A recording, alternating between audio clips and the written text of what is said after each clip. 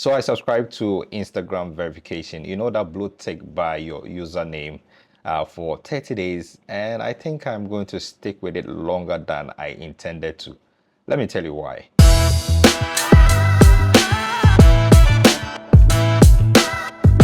Exactly a month ago, I was, getting this nudges by Instagram to subscribe to verification. And then each time, I got that notification, I would go through the process of attempting to subscribe to the verification. But before that, I'll look at the reasons or, the benefits of subscribing to the verified package, and then I'll go all the way to the payment page.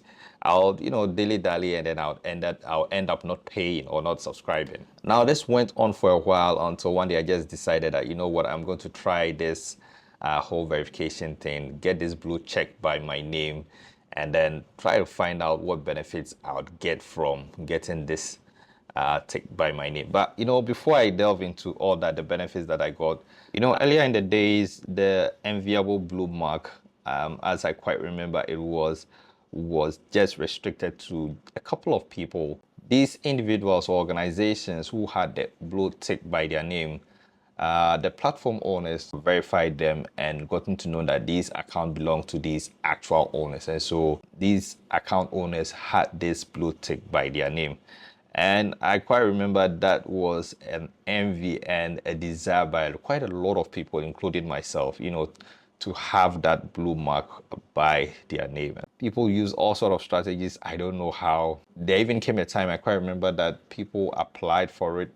You'd apply inside the app, most especially on Twitter, which now is X. But I mean, the whole point was for anybody following the account or anybody who came across the account to realize that they were actually engaging with the actual owners. And I think it was at a time where people were being impersonated a lot. I mean, it still is going on. People wanted their followers to know that they were engaging with the real owners of the account and not just some near looking account like the real account that somebody has set up trying to scam them or dupe them. The quest for verification, I think was sort of anchored on people wanted to be found quicker. So when you go into the search and you were looking for a certain account, once the account is verified, you will be able to, or their followers or people who are trying to find the account will be able to find the account much quicker. It was a sign of authenticity that the followers could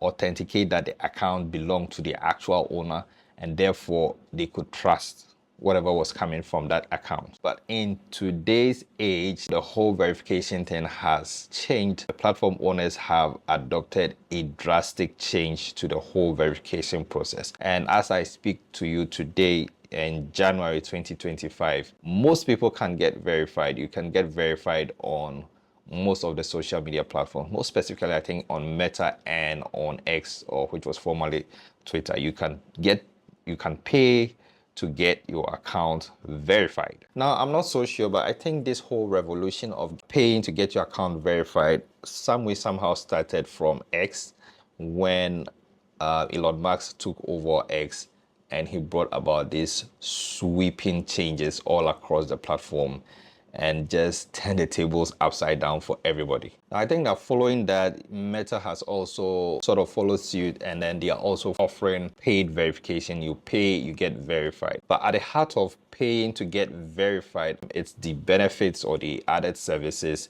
that the platform owners present. That's what is really driving individuals to consider the paid verification. Now, key is Twitter. I want us to take a look at X, and I think that one of the driving factors for users on X to want to get verified is the fact that now if you're verified or you pay and you get verified, you can in turn earn money from your tweets. And I think it's a very great incentive that is driving a lot of users to want to get verified and to access these features. On top of that, there is also the opportunity to have analytics, to have deeper insights about what's going on with your account or your account usage and how that functions on the platform. Of course, then there's also the quest to use new features before they are released to public by some of these platforms, but also the features, some features that have been withheld from free users or the free accounts that are on some of these platforms that we use, most specifically X. Now on X, I want us to look at some features that are open to you if you decide you want to use premium or have the blue check by your name. It costs $8, and for $8 a month, you can have half ads, have a large reply boost, then you get paid to post, and then obviously there is the check mark, the enviable check mark. Also there. Then there is the analytics that I spoke about previously. I see a lot of individuals or accounts on Twitter these days that have the blue mark, and most people I know from the little research that I found out are in a quest to get Elon's money. That's what the term is on social media these days by some of the guys. They want to get Mr. Musk's money or get paid to post, which is a good thing. I believe that creators should be rewarded for good quality work. But quickly, let's come back to my story and the blue check, why I got it in the first place. Personally, I'd had a Facebook account and I created my Instagram account off my Facebook account. But some way, somehow, 3 years ago, I lost access to my Facebook account. I think I was running a couple of pages for several individuals, and in my attempt to, want to log out of some of the pages, I ended up logging out of my account on my laptop and then on my phone. And because I had set two-factor authentication, something went terribly wrong. And long story short, I lost access to my Facebook account. So I couldn't log into my Facebook account on my phone or my laptop or anywhere else. And this went on for 3 years straight. And trust me, it was very, very frustrating for me. One of my pain points was because I was managing so many pages, Facebook pages for brands and other businesses. And so I couldn't have access to these pages. And tell you what, I looked in every video, every article which had something to say about getting back your account, and everything I tried did not work. And so when I kept getting these nudges from Instagram, and one of their offerings was support, enhanced support, I decided, you know what, let me give this a try. And so fast forward, I just paid and then I got subscribed. I just decided to explore or look at what it offered or the added benefits this check would bring me. First thing that I did was I got in touch with the support team. I wanted to test their response or see how they could attend to my needs. Surprisingly, that worked. It worked in the sense that I narrated the incident of me losing my Facebook account, which was connected to my Instagram account. The issue was escalated to the security team. It was escalated one more time to another security team, I think.